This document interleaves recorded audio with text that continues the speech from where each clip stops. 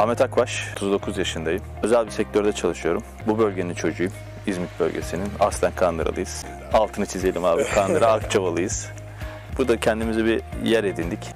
İki çocuğum eşimle beraber burada hafta sonları kaçamağı yapalım diye bir yer yaptık ama pandemiden dolayı burada yaşamaya başladık. Sanırım buralarda da ömür geçecek gibi gözüküyor.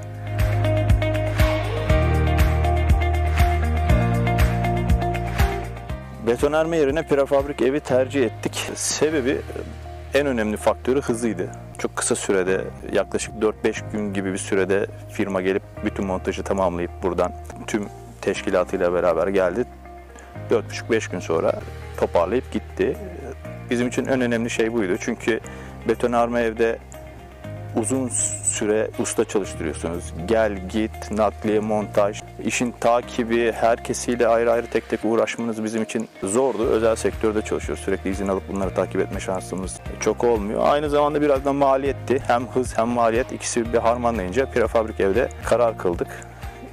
Kararımızdan da memnunuz şu an için.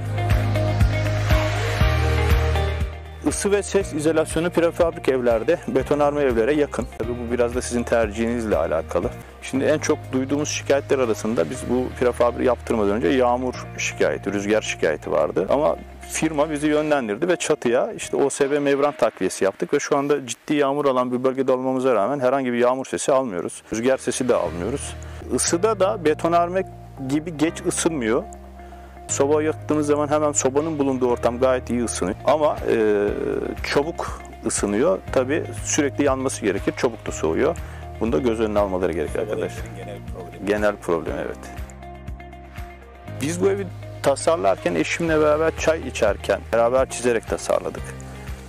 Sadece yaz için işte gideriz orada hafta sonları vakit geçiririz, yaz tatillerinde vakit geçiririz. İzmit'e, merkeze de yakın olsun diye düşündük. Ama bazı kriterlerimiz vardı, onları biraz geniş tutmaya gayret etmiştik. Acabalarımız vardı, keşke bu kadar düşünmese miydik diye. Ama bu işte hiç dünyanın da beklemediği bir pandemi bizi buraya hapsetti. Ama biz burada hapis hayatı da yaşamadık. İyi ki de geniş yapmışız, iyi ki de bunları da düşünerek hareket etmişiz. Şu anda yaz-kış içerisinde çok rahat bir şekilde yaşayabiliyoruz. Özellikle yazın çok daha iyi, çok daha keyifli. Ama tabii insanlar kendileri böyle kendilerinin çizebileceği evleri yaparlarken çok daha geniş düşünerek hareket ederlerse en başta sonraki süreçte de çok daha rahat edeceklerdir. İdeal evi tercih etmemizin sebebi tamamen eşim. İlk başta eşim bu süreçte birçok firma üzerinde araştırma yaptı. Bu firmayı da Instagram'dan bulmuş, takip alıyor. Birçok İzmit'te, Adapazarı'nda ve İstanbul'da birçok firmayı gezdik. Bu gezdiğimiz firmalardan bir tanesi de İdeal Ev'di. Eledik. Son 2 firmaya kadar düşürmüştük. Son 2 firmada da İdeal Ev'i tercih ettik. Biraz fabrikasının oluşu, satış sonrası servisinin iyi oluşu, biraz da samimiyeti tercih ettik.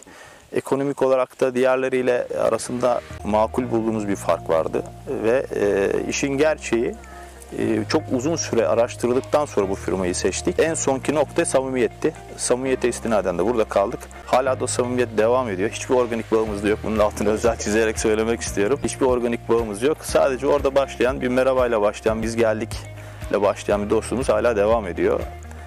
Durum bu. İnsanlar geliyorlar, evlerimize bakıyorlar. Biz bu eve başlarken çok maddi imkanımızın çok iyi olduğu söylenemez. Ama hayalleri de ertelemek istemedik. İnsanlara buradan söyleyeceğim şey, yani bu tarz şeyleri çok uzun vadeli hayaller kurarak, planlayarak, tasarlayarak yapmak çok zor. Bence aklında, niyetinde olan her kim var ise az olur, öz olur ama bir şekilde çok gecikmeden hayatındakini, hayalindekini hayatına bir şekilde yansıtması gerekiyor. Bence çok gecikmesinler. Bunlar emeklilik hayatı değil. Bugünün ihtiyaçları hep böyledir. Çünkü insanlar bir şekilde bunu emekli hayatı olarak adlediyorlar ama öyle değil. Doğa bizim için bir ilaç. Hele hele bu yaşadığımız dönem içerisinde hepimiz için çok büyük gereklilik. Söyleyeceğim şey bu, ertelemesinler. Ertelemesinler.